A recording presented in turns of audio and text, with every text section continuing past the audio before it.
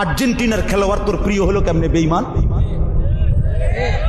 এই মুসলমানের বাচ্চা বল বেটা, এখন দাঁড়ায় বল বেটা, কোন কাফের বেঈমান, কোন খ্রিস্টানের বাচ্চা, কোন ইহুদি, তুই মুসলমানের ঘরে জন্ম নিয়া তোর রক্তে মুসলমান মার রক্ত, তুই কেমনে ওই বেঈমানের মতো সাজবি?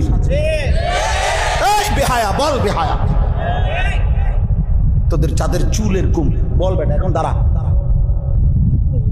ওই বেঈমান তোর পছন্দ হলো কেন?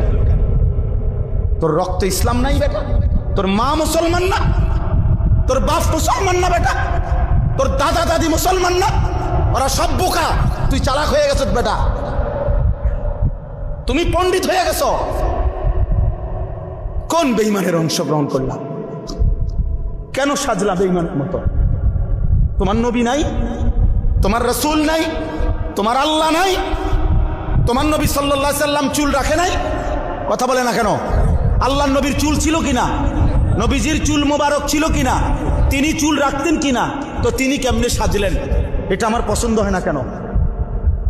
নবীর সাহাবী সোয়া লাখের চাইতে বেশি সাহাবী, লক্ষের চাইতে, ওনাদের চুল ছিল না মাথায়? তো ওনাদের চুল কেমন ছিল তার কোনো বর্ণনা নাই কিতাবে? তো তুমি দেখো না এটা? তোমার ধর্মকে তুমি এত বড় বেইজ্জতি করলা কেন? তোমার রাসূলকে তুমি এত বড় বেইজ্জতি করলা কেন? এটা কোনো ইনসাফ হইতে পারে? দিন রাত মুসলমানের ঘরে জন্ম নিয়ে মুসলিম হয়ে চুলের উপরে সারা দিন ফ্যাশন, এটা বুঝি একটা কথা হইল? আমার ভাই বল, এটা বুঝি একটা কথা হইল? তোমারে বুঝি আল্লাহ বানাইছে শুধু এই সারাক্ষণ চুল এটার ফ্যাশন করবা, বিভিন্ন মডেলে চুল কাটবা, এই নিয়ে ব্যস্ত থাকবে? এত ফালতু কাজে আল্লাহ মুসলমানকে বানাইছে?